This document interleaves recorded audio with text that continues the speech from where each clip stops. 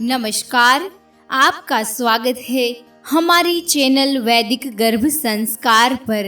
आज हम आपके लिए लेकर आए हैं एक ऐसी सच्ची और सुंदर कहानी जो हर माँ के दिल को छू जाएगी। यह कहानी है एक माँ की, उसके सपनों की और उस प्यारे से रिश्ते की जो बनता है माँ और बच्चे के बीच। उस पल से जब वो उसके गर्भ में आता है। यह कहानी गर्भ संस्कार की है जो हर गर्भवती माँ और संतान की इच्छा रखने वाले दंपति को जरूर सुननी चाहिए, ताकि उनकी आगे की यात्रा अच्छी और सुखद बने। मीरा एक 28 साल की प्यारी सी लड़की थी। नई नई शादी हुई थी और अब वो पहली बार माँ बनने वाली थी। उसके दिल में एक मीठा सा डर था, लेकिन उससे कहीं ज्यादा एक अनकहा सा प्यार भी था अपने होने वाले बच्चे के लिए। एक दिन मीरा अपनी सास के कमरे में गई। वहाँ एक पुरानी किताब मिली। किताब का नाम था गर्भ संस्कार, कोख से चरित्र निर्माण तक। मीरा ने किताब खोली और धीरे धीरे पढ़ना शुरू किया। उसके चेहरे पर आश्चर्य और खुशी दोनों झलकने लगी। उसने पढ़ा, माँ जो सोचती है, महसूस करती है, वही भाव उसके बच्चे तक पहुँचते हैं। मीरा ने पूछा, क्या सच में माँ की बातें, उसके विचार बच्चे पर असर डालते हैं? सास मुस्कुराई और बोली, बिल्कुल बेटा, ये कोई चमत्कार नहीं, ये माँ की ममता का विज्ञान है। मीरा ने सास से पूछा, माँ, गर्भ संस्कार का मतलब क्या होता है? सास ने प्यार से उसका हाथ पकड़ा और बोली, गर्भ संस्कार का मतलब है उस नन्ही सी जान को अच्छे विचार, अच्छे भाव और संस्कार देना, जब वो अभी माँ के पेट में ही पल रही हो। बच्चा सिर्फ शरीर नहीं है, वो आत्मा है जो माँ की हर भावना को महसूस कर सकता है। उसकी खुशी, उसके आंसू, उसके सपने, सब कुछ।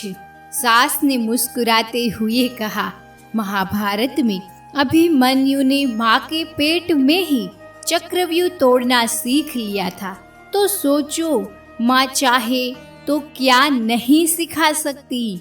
मीरा ने ये बात अपनी डॉक्टर दोस्त अनु से भी पूछी। अनु ने कहा, ये सब अब विज्ञान भी मानता है मीरा। 20वें सप्ताह के बाद बच्चा सुन सकता है, माँ जो सोचती है, गुनगुनाती है, कहती है, वो सब बच्चे के दिमाग तक जाता है। अगर माँ खुश रहती है तो बच्चा भी शांत और स्वस्थ बनता है। अगर माँ अच्छे विचार रखती है तो बच्चे का मन भी उजला बनता है। मीरा को अब यकीन हो गया था, गर्भ संस्कार कोई कहानी नहीं, ये तो सच में एक माँ की सबसे सुंदर तैयारी है। मीरा ने ठान लिया, अब मैं अपने बच्चे को सिर्फ जन्म नहीं दूंगी, मैं उसे संस्कार भी दूंगी, प्यार से, ध्यान से और दिल से। उसने एक छोटा सा रूटीन बनाया। सुबह जल्दी उठना, सुबह 10 मिनट ध्यान करना, आंखें बंद करके अपने बच्चे से बातें करना, रामायण और गीता की कहानियाँ पढ़ना, शास्त्रीय संगीत महीने के अनुसार जो वैदिक गर्भ संस्कार एप्लीकेशन में मिल जाएगा, जो मन को शांति दे, सात्विक खाना खाना, ताजा शुद्ध भोजन जैसे दाल, सब्जियां, फल और दूध, क्योंकि माँ जो खाती है वही बच्चा भी पाता है। मीरा ने अपने पति राहुल और सास ससुर को भी इस सफर में शामिल किया। राहुल हर शाम मीरा के पास बैठता और मीठी सी आवाज में बच्चे से कहता, मेरा बेटा, मेरी बेटी, तुम हमारे घर की रोशनी हो।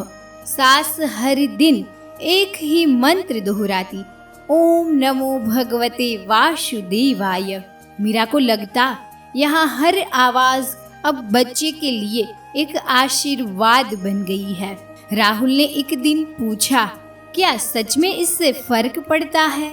मीरा मुस्कुराई, पढ़े या ना पढ़े, लेकिन मुझे मेरे बच्चे से एक गहरा जुड़ाव महसूस होता है, यही सबसे कीमती है। मीरा हर रोज वैदिक गर्भ संस्कार एप्लीकेशन में दी गई अलग अलग एक्टिविटीज करने लगी, वो भी दिन के अनुसार। हर दिन 10 मिनट आंखें बंद करके बच्चे से दिल से बातें करना, शास्त्रीय संगीत सुनना मन और आत्मा दोनों को शांति देता है। उसके बेबी का संपूर्ण विकास हो, उसके लिए वो 4Q डेवलपमेंट एक्टिविटीज करने लगी। मीरा बच्चे का शारीरिक, मानसिक, आध्यात्मिक और भावनात्मक विकास सही तरीके से हो, इसके लिए वो वैदिक गर्भ संस्कार की हर दिन की अलग अलग 15+ एक्टिविटीज हर रोज करने लगी। 9 महीने के बाद मीरा ने एक प्यारी, शांत और स्वस्थ बच्ची को जन्म दिया। नाम रखा संस्कृति। डॉक्टर ने कहा, यह बच्ची बहुत शांत है, ऐसा कम ही देखा जाता है। मीरा की आंखें भर आई। उसने सोचा, गर्भ संस्कार ने न सिर्फ मेरी बच्ची को खास बनाया, बल्कि मुझे भी एक सच्ची माँ बना दिया, मेरी गर्भावस्था को सकारात्मक बना दिया। प्यारे दोस्तों, गर्भ संस्कार कोई जादू नहीं है, यह एक माँ का प्यार है, उसका विश्वास है और उसका सपना है अपने बच्चे को सबसे सुंदर बनाने का। अगर आप भी माँ बनने वाली है या आपके घर में कोई गर्भवती है, तो वैदिक गर्भ संस्कार की हर रोज की अलग अलग एक्टिविटीज जरूर करिए। इस सफर को अपनाइए, यह आपके बच्चे के लिए सबसे प्यारा तोहफा हो सकता है।